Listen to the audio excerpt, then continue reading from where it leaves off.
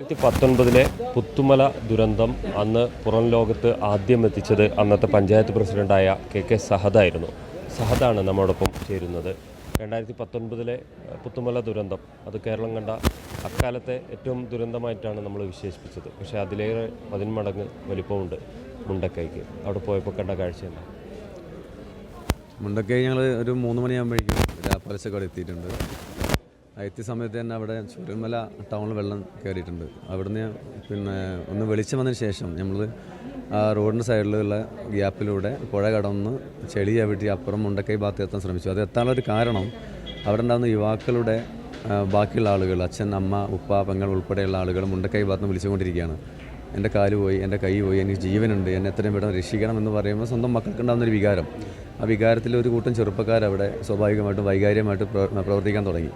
ഉദ്യോഗസ്ഥന്മാർക്ക് സ്വാഭാവികമായിട്ട് അങ്ങനെ എത്താൻ കഴിയുന്നില്ല. അപ്പോൾ അവരുടെ കൂടെ പോയതാണ്. അങ്ങനെ പോയി അവിടെ എത്തിയപ്പോൾ ഭീകരമായിട്ടുള്ള അവസ്ഥയാണ്. എന്ന് വെച്ചാൽ എത്താൻ പറ്റിയെന്ന് വെച്ചാൽ 2 മണിയായി അവിടെ എത്തുമ്പോഴേക്കും. നമ്മൾ അല്ല ഉച്ചയ്ക്ക് രാവിലെ 5 മണിക്ക് നമ്മൾ തുടങ്ങിയാണ് സ്റ്റാർട്ടിങ്. പക്ഷേ എത്തുന്ന ആ സമയമാണ്. ചവിട്ടാൻ പോലും കഴിയുന്നില്ല. നമ്മൾ ജസ്റ്റിന് അത്ര ഒരു ചെളിയിൽ താന്നു പോവുകയാണ്. അങ്ങനെ ചെറിയ റിസ്ക് എടുത്താണ് ഞങ്ങൾ അവിടെ എത്തിയപ്പോൾ ഭീകരമായ അവസ്ഥയാണ്. എൻ്റെ ജീവിതത്തിൽ ഇതുപോലൊരു സംഭവം ഞാൻ ഇതുവരെ കണ്ടിട്ടില്ല. ഒരു ലോകം മൊത്തം പൂർണ്ണമായിട്ടും അടഞ്ഞ് പോയിട്ടുണ്ട്. വീടുകൾ പൂർണ്ണമായിട്ടില്ല. ചില വീടിനകത്ത് ആളുകൾ രക്ഷിക്കണമെന്ന് കരയുന്നു, ചെളിയിൽ കുടുങ്ങിയ ആളുകൾ കരയുന്നു. അങ്ങനെ വ്യത്യസ്തമായിട്ടുള്ളൊരു അനുഭവമായിരുന്നു ഉണ്ടായിരുന്നത്.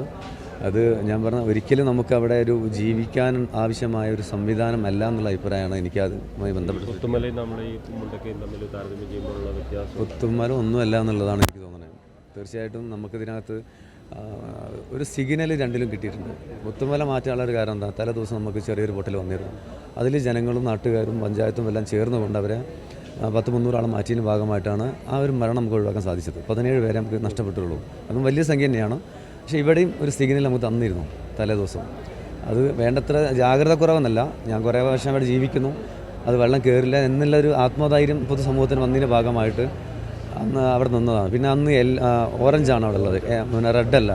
ഇതൊക്കെ സ്വാഭാവികമായിട്ട് ഒരു മനുഷ്യൻ്റെ വിചാരത്തെ കുറച്ചു. ആ കുറച്ചത് വലിയൊരു അപകടം സംഭവിച്ചു എന്നുള്ളതാണ് സൂചിപ്പിക്കുന്നത്. ഇപ്പോൾ പുത്തുമല ദുരന്തത്തിൻ്റെ ഒരു പാഠം നമുക്കുണ്ട്. പുത്തുമല പുനരധിവാസം നമുക്ക് കുറച്ച് വൈകിയാണ് നമുക്ക് പൂർണ്ണമായി പൂർത്തീകരിക്കാൻ പറ്റിയത്. ഈ ദുരന്തത്തിൽ നമുക്ക് നൽകാനുള്ള നിർദ്ദേശം എന്താണ്? ഈ പുനരധിവാസത്തിൽ ഒരു അഭിപ്രായം എന്ന നിലയ്ക്ക് എൻ്റെ വ്യക്തിപരമായ അഭിപ്രായം, കള്ളാടി മുതൽ അങ്ങോട്ടുണ്ടാവുന്ന 4 വാർഡിനെയും പൂർണ്ണമായിട്ടും സർക്കാർ ഏറ്റെടുക്കുക.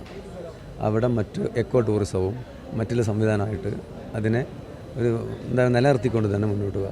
അവിടെ ഉണ്ടാകുന്ന മുഴുവൻ ഗുണഭോക്താക്കളെയും അവർക്ക് ആവശ്യമായിട്ടുള്ള വീടും സ്ഥലവും വെച്ച് കൊടുത്ത് അവർക്ക് ജീവിക്കാൻ ആവശ്യമായ സംവിധാനം, തൊഴിലും കൊടുത്തുകൊണ്ട് അവരെ അവിടെ നിന്ന് ഇങ്ങോട്ട് പറിച്ചു നടന്ന രീതി ഉണ്ടാവുക എന്നുള്ളതാണ് എൻ്റെ വ്യക്തിപരമായ അഭിപ്രായം. ഞാൻ പറയുന്നത് ചിലപ്പോൾ പൊട്ടത്തരായിരിക്കാം, പക്ഷേ അവിടെ ഇനിയൊരു ആളുകളെ ജീവൻ കൊടുക്കുന്ന രീതി ഉണ്ടാവരുത്. കാരണം പുത്തുമല പൊട്ടി, മുണ്ടക്കൈ പൊട്ടി, ചൂരമല പൊട്ടി, ഇനിയും അതുപോലെയുള്ള മലകളും കുന്നുകളാണ് ആ ഭാഗത്തുള്ളത്. അതുപോലെ തന്നെയാണ് നമ്മുടെ മേപ്പാടിയിലെ പല വാർഡുകളും ഈ ഒരു സാഹചര്യമുണ്ട്. പക്ഷേ അതിന് ജാഗ്രതയോടെ മുന്നോട്ട് പോകുക എന്നുള്ളത്. ഇനി അപകട സാധ്യത ഉണ്ടാവാൻ സാധ്യത ഉണ്ടെന്ന് ഞാൻ വിശ്വസിക്കുന്നുണ്ട്. ഇനിയും നമ്മളൊരിക്കലും സ്വപ്നത്തിൽ പോലും കരുതിയിട്ടില്ല അല്ലേ ഇത്തരം ഒരു ദുരന്തം. അതായത് 5 മീറ്റർ പുഴയാണ് കിലോമീറ്ററോളം വലുതായത്. അപ്പോൾ ഞങ്ങൾ അതിൻ്റെ ഏറ്റവും ടോപ്പിൽ, ഉരുൾപൊട്ടിൻ്റെ ഏറ്റവും ടോപ്പിൽ കയറിയ ആളുകളാണ്. അവിടെ നിന്ന് നമ്മൾ ആ കാഴ്ച കാണുമ്പോൾ വലിയൊരു ലോകമാണ് ശരിക്കും. അവിടെ പാറയും മരവും എല്ലാം കുത്തൊലിച്ച് ഭീകരമൊരവസ്ഥയാണുള്ളത്. ആ വെള്ളത്തിൻ്റെ ഒരു അളവ് എത്രയാണ് വീടുകളെയും ആളുകളെയും കൊണ്ടുപോയത് എന്നുള്ളത് മേലെ പോയാൽ അറിയാൻ സാധിക്കുക. എനിക്ക് തോന്നുന്ന ഭൂരിപക്ഷം ബോഡികളും മിക്കവാറും താഴെ ഉണ്ടാവാൻ സാധ്യത. ഒന്നാമത്തെ പൊട്ടിനകത്ത് ഓരോ കുടുംബത്തിൻ്റെയും താഴ്വാരത്ത് മാത്രമേ വെള്ളം വന്നിട്ടുള്ളൂ. അതിൽ കുറേ ആളുകൾ സിഗ്നൽ നിലക്ക് അവിടെ നിന്ന് മാറി പല വീട്ടിലേക്കും ഓടി രക്ഷപ്പെട്ട് കാട്ടിലേക്ക് രക്ഷപ്പെട്ട ആൾക്കാരൊക്കെ ഉണ്ട്.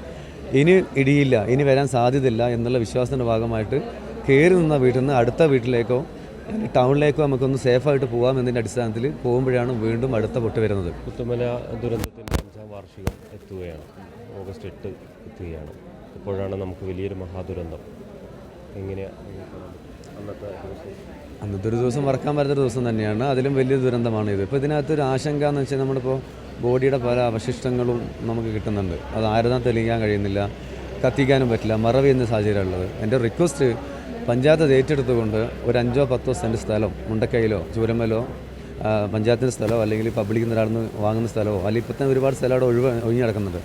അതിനെ ശ്മശാനത്തിലോ മറ്റെവിടെയും കൊണ്ട് വെക്കാതെ ഇവരെല്ലാവരെയും ഒരു ഭാഗത്ത് വെച്ചുകൊണ്ട് ഒരു സ്മാരകം ഉണ്ടാക്കുന്ന രീതി ഉണ്ടാക്കിയിട്ട് അവിടെ അതിനൊരു പ്രത്യേക സംവിധാനം ഉണ്ടാക്കിയിട്ട് അവരുടെ പേരും ഫോട്ടോസൊക്കെ വെച്ച് എക്കാലത്തും വരുന്ന തലമുറക്ക് ഇത് ഓർക്കാനും ഇന്ന ആൾക്കാർ ജീവിച്ചിരുന്നു എന്നും ഇതുപോലെ വലിയൊരു സംവിധാനം ഇവിടെ നടന്നെന്നുള്ളതും ബോധ്യപ്പെടുന്ന രീതിയിലേക്ക് ഉണ്ടാകുന്ന സാധനം ഉണ്ടാക്കുന്ന റിക്വസ്റ്റ് എനിക്കുണ്ട്. പുത്തുമലയും മുണ്ടക്കയും ഈ രണ്ട് ദുരന്തങ്ങളെ നേരിടുമ്പോൾ നമ്മൾ മിസ് ചെയ്യുന്ന ഒരാളുണ്ട്.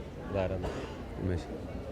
തീർച്ചയായിട്ടും ഉമേഷ് സാറ്, അതുപോലെ ആ team Haris, CB, Abhilash, Ashiq sir ഇതിൽ സജീവമായിട്ടുണ്ടായിരുന്നു. കുറേ ആൾക്കാർ രക്ഷിക്കാനുണ്ടായിരുന്നു. ആ ഒരു ടീമിൻ്റെ ഒരു കോടീകരണം അദ്ദേഹം ഇവിടെ ഉണ്ടെങ്കിൽ ഞാൻ ഉറപ്പിച്ച് പറയുന്നു ഇങ്ങനെയല്ല നടക്കുക. വളരെ ഇതിന് ഒരു പൊതുവേ ഒരു ചെറിയ തുടക്കത്തിൽ ഉണ്ടാകുന്നൊരു പോരായ്മയൊക്കെ ഉണ്ടായിരുന്നു. ഞാൻ വ്യക്തിയോട് പറഞ്ഞു, പറയേണ്ട സ്ഥലങ്ങളിൽ ഞാൻ വ്യക്തിപരമായിട്ട് പറഞ്ഞിട്ടുണ്ടായിരുന്നു. അപ്പോഴേക്കും സർക്കാർ അതിന് ഉത്തരവാദിത്തപ്പെട്ട 2 പേരെ ചുമതലപ്പെടുത്തിയിരുന്നു.